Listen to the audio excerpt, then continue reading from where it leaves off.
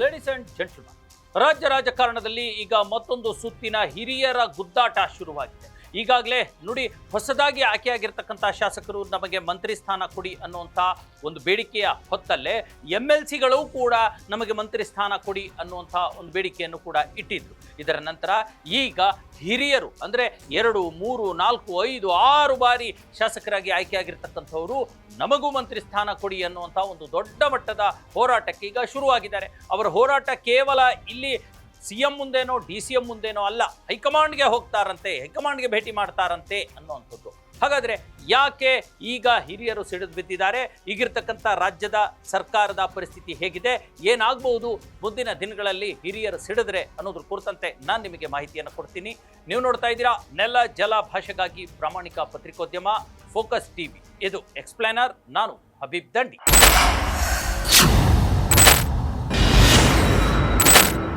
S ವೀಕ್ಷಕರೇ, ಕಾಂಗ್ರೆಸ್ ಪಕ್ಷದ ಕಾಂಗ್ರೆಸ್ ಸರ್ಕಾರದ ಹಿರಿಯ ಶಾಸಕರುಗಳು ಸಿಡಿದು ಬಿಟ್ಟಿದ್ದಾರೆ, ತಿರುಗಿ ಬಿದ್ದಿದ್ದಾರೆ. ರಾಜ್ಯ ಸರ್ಕಾರದ ವಿರುದ್ಧ, ಮುಖ್ಯಮಂತ್ರಿ ಸಿದ್ದರಾಮಯ್ಯನವರ ವಿರುದ್ಧ, DCM DK ಶಿವಕುಮಾರ್ ವಿರುದ್ಧ, ರಾಜ್ಯವನ್ನೇ ಪ್ರತಿನಿಧಿಸುವಂಥ AICCಯ ಹೈಕಮಾಂಡ್ ಕೂಡ ಆಗಿರ್ತಕ್ಕಂಥ ಮಲ್ಲಿಕಾರ್ಜುನ ಖರ್ಗೆ ಅವರ ವಿರುದ್ಧ, ರಾಹುಲ್ ಗಾಂಧಿ ಅವರ ವಿರುದ್ಧ ಈಗ ತಮ್ಮ ಅಸಮಾಧಾನವನ್ನು ಹೊರಗಡೆ ಹಾಕ್ತಾ ಇದ್ದಾರೆ. ಈಗಾಗಲೇ ನೋಡಿ, ಕಳೆದ 2 ದಿನಗಳಿಂದಲೂ ಕೂಡ 2-3 ದಿನಗಳಿಂದಲೂ ಕೂಡ ಈ ಕುರಿತಂತ ಚರ್ಚೆ ಬರ್ತಾ ಇರತಕ್ಕಂಥದ್ದು. ಅವರು ಒಂದು ಖಾಸಗಿ ಹೋಟೆಲ್ನಲ್ಲಿ ಅಂದರೆ ಬೆಂಗಳೂರು ಕ್ಲಬ್ನಲ್ಲಿ ಅವರು ಮೀಟಿಂಗನ್ನು ಮಾಡಿ ನಮಗೂ ಕೂಡ ಸಚಿವ ಸ್ಥಾನ ಬೇಕು, ಈಗಾಗಲೇ 2-2.5 ವರ್ಷಗಳ ಕಾಲ ಈ ಒಂದು ಕಾಂಗ್ರೆಸ್ ಸರ್ಕಾರಕ್ಕೆ ಅವಧಿ ಆಗಿಬಿಟ್ಟಿದೆ, 3 ವರ್ಷ ಹತ್ತತ್ರ ಆಗ್ತಾ ಇದೆ, ಈಗಲೂ ಕೂಡ ನಮಗೆ ಅವಕಾಶ ಸಿಗದೇ ಇದ್ದರೆ ಹೇಗೆ? ಒಂದು ಅವಧಿಗೆ ಈಗಾಗಲೇ 2.5-3 ವರ್ಷ ಮುಗಿಸಿರ್ತಕ್ಕಂಥವರಿಗೆ ಸಚಿವ ಸ್ಥಾನವನ್ನು ಒಂದು ಬಿಟ್ಟು ನಮಗೆ ಅವಕಾಶ ಕೊಡಿ, ಕ್ಯಾಬಿನೆಟನ್ನು ರೀಶಫಲ್ ಮಾಡಿ, ಸಂಪುಟವನ್ನು ಪುನರ್ರಚನೆ ಮಾಡಿ. ಎಷ್ಟೋ ಜನ 2, 3, 4, 5 ಬಾರಿ ಶಾಸಕರಾಗಿದ್ದರೂ ಕೂಡ ಮಂತ್ರಿ ಒಮ್ಮೆಯೂ ಕೂಡ ಮಂತ್ರಿ ಆಗದೆ ಇರುವಂಥವರಿದ್ದಾರೆ, ಅಂಥವರಿಗೆ ಪರಿಗಣಿಸಿ ಅನ್ನುವಂಥ ಒಂದು ಮಾತನ್ನು ಈಗ ಒತ್ತಾಯಪೂರ್ವಕವಾಗಿ ಹೇಳ್ತಾ ಇದ್ದಾರೆ.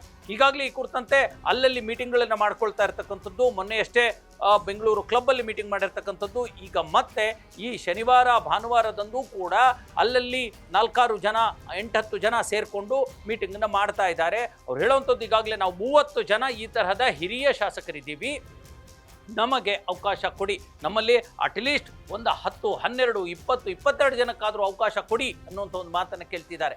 ಅಷ್ಟಾಗದೇ ಇದ್ರು ಅದರಲ್ಲಿ ಅರ್ಧ ನಷ್ಟ ಆದರೂ ಆಗಲಿ, ಈಗಿರ್ತಕ್ಕಂಥ ಸಚಿವ ಸಂಪುಟವನ್ನು ಸಂಪೂರ್ಣ ಪುನರ್ರಚನೆ ಮಾಡಿಬಿಟ್ಟು ನಮಗೆ ಅವಕಾಶ ಮಾಡಿಕೊಡಿ ಅನ್ನುವಂಥ ಒಂದು ಮಾತನ್ನು ಕೇಳ್ತಾ ಇದ್ದಾರೆ. ಹಾಗಾಗಿ ಸದ್ಯಕ್ಕೆ ಸಿದ್ದರಾಮಯ್ಯನವರಿಗೆ ಒಂದು ರೀತಿಯ ಸಂಕಷ್ಟ ಎದುರಾಗಿರ್ತಕ್ಕಂಥದ್ದು. ಹಿರಿಯ ಸ್ನೇಹಿತರು 3 ಬಾರಿ 4 ಬಾರಿ 5 ಬಾರಿ ಗೆದ್ದಂಥ ಹಿರಿಯ ನಾಯಕರು ಮತ್ತು ನಾವೆಲ್ಲ ಸೇರಿ ಒಂದು ಚರ್ಚೆಯನ್ನು ಮಾಡಿದ್ದೀವಿ. ಈ ಚರ್ಚೆ ಅಂದರೆ ಮುಂದಿನ ಇದರಲ್ಲಿ ಪಕ್ಷದ ಒಳ್ಳೆಯದಕ್ಕಾಗಿ, ಪಕ್ಷದ ಒಳಿತಿಗಾಗಿ ಒಂದು ನಾವೆಲ್ಲ ಸೇರಿ ಮುಂದೆ ಏನಾಗಬೇಕು ಅನ್ನೋ ರೀತಿಯಲ್ಲಿ ಚರ್ಚೆ ಮಾಡಿದ್ದೀವಿ.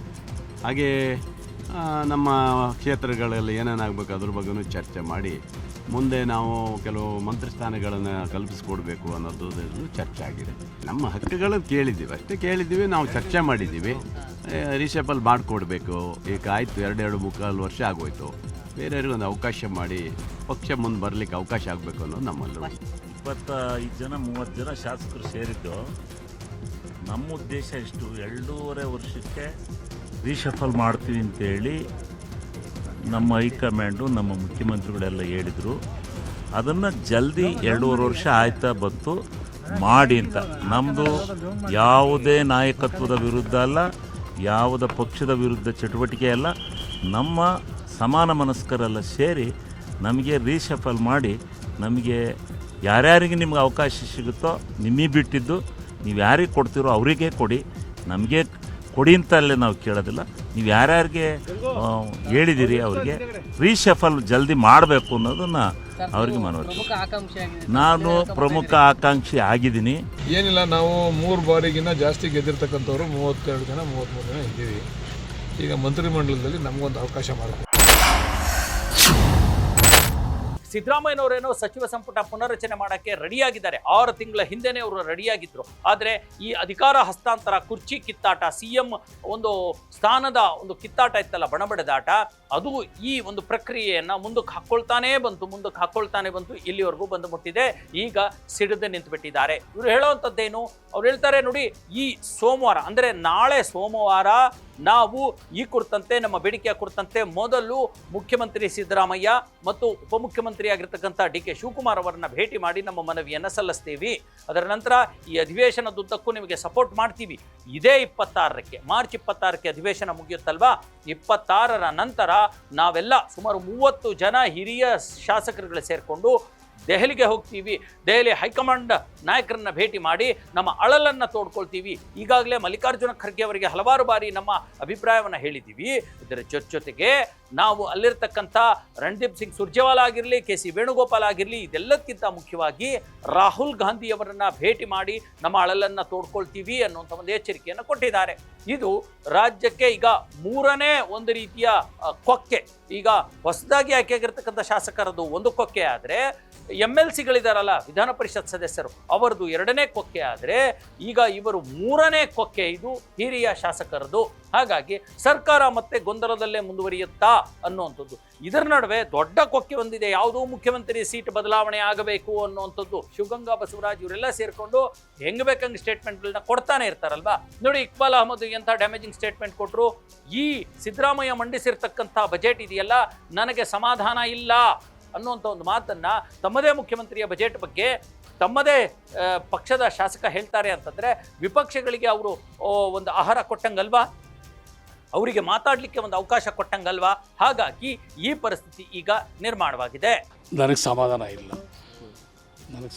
ಇಲ್ಲ. ನನ್ನ ಕ್ಷೇತ್ರದ ಬಗ್ಗೆ ಸಾಕಷ್ಟು ನಾನು ಮುಖ್ಯಮಂತ್ರಿಯವರಿಗೆ ನಾನೇ ಖುದ್ದಾಗಿ ಬಕ್ಷಿಕೆರೆ ವಿಚಾರ ಇರ್ಬೋದು, ರಸ್ತೆ ಚರಂಡಿ ಇರ್ಬೋದು, ಸಾಕಷ್ಟು ವಿಚಾರದಲ್ಲಿ ನಮ್ಮ ಸಿಲ್ಕ್ ಒಂದು ರೀಲರ್ಸ್ ಪಾರ್ಕ್ ಬಗ್ಗೆ, ಮತ್ತು KMDC ನಮ್ಮ KSMB ರೇಷ್ಮೆ ಇವರೆಲ್ಲ ಹೋಗಿ ಮೈಕ್ರೋ ಫೈನಾನ್ಸ್ ಹಾಕಿ ಸಾಕಷ್ಟು ಜನ ಒದ್ದಾಡ್ತಾ ಇರುವಂಥದ್ದು.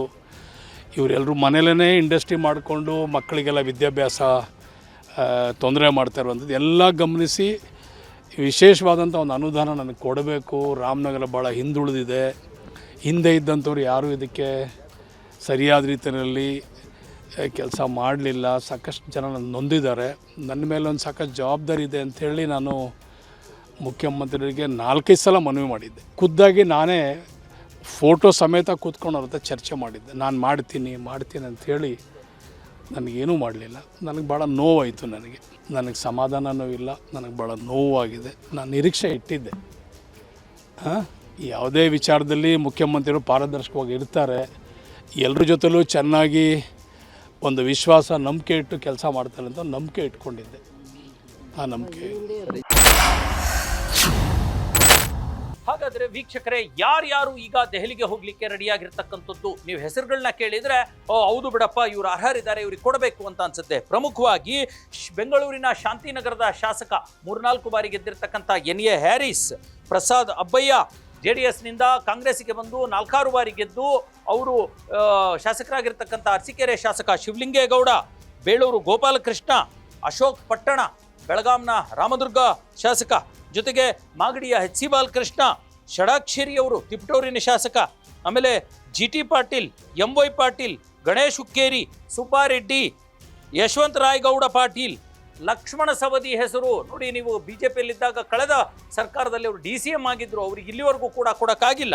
ಲಕ್ಷ್ಮಣ ಸವದಿ ಮತ್ತು ಕಾಂಗ್ರೆಸ್ನ ಹಿರಿಯ ನಾಯಕ TB ಜಯಚಂದ್ರ ಮುಂತಾದವರು ಕೂಡ ಈಗ ದೆಹಲಿಗೆ ಹೋಗ್ಲಿಕ್ಕೆ ರೆಡಿಯಾಗಿರ್ತಕ್ಕಂಥದ್ದು. ಹಾಗಾಗಿ ಈ ಹಿರಿಯರ ಹೋರಾಟಕ್ಕೆ ಕಾಂಗ್ರೆಸ್ ಹೈಕಮಾಂಡ್ ತಲೆ ಬಾಗಲೇಬೇಕು. ಯಾಕಂದರೆ ಹೊಸದಾಗಿ ಆಯ್ಕೆಯಾಗಿರೋರನ್ನ ನೆಗ್ಲೆಕ್ಟ್ ಮಾಡಿದ್ರು ಪರವಾಗಿಲ್ಲ, ಹಿರಿಯರನ್ನ ನೆಗ್ಲೆಕ್ಟ್ ಮಾಡೋ ಹಾಗಿಲ್ಲ ಅನ್ನುವಂಥದ್ದು, ಮಾಡಿದರೆ ಸರಿ ಆಗಲ್ಲ ಅನ್ನುವಂಥದ್ದು ಹೈಕಮಾಂಡ್ಗೂ ಗೊತ್ತಿದೆ.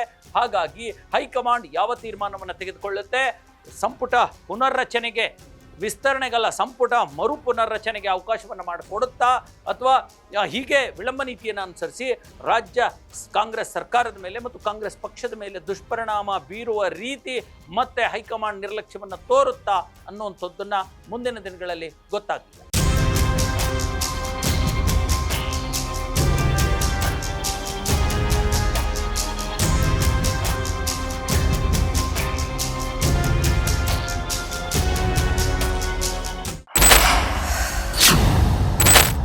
ಎಸ್ ವೀಕ್ಷಕರೇ, ಇದಾಗಿತ್ತು ಇವತ್ತಿನ ಎಕ್ಸ್ಪ್ಲೇನರ್. ಮುಂದಿನ ಮತ್ತೊಂದು ವಿಚಾರದೊಂದಿಗೆ ನಾನು ಮತ್ತೆ ಭೇಟಿಯಾಗ್ತೀನಿ. ಅಲ್ಲಿವರೆಗೂ ನೋಡ್ತಾ ಇರಿ ಫೋಕಸ್ TV.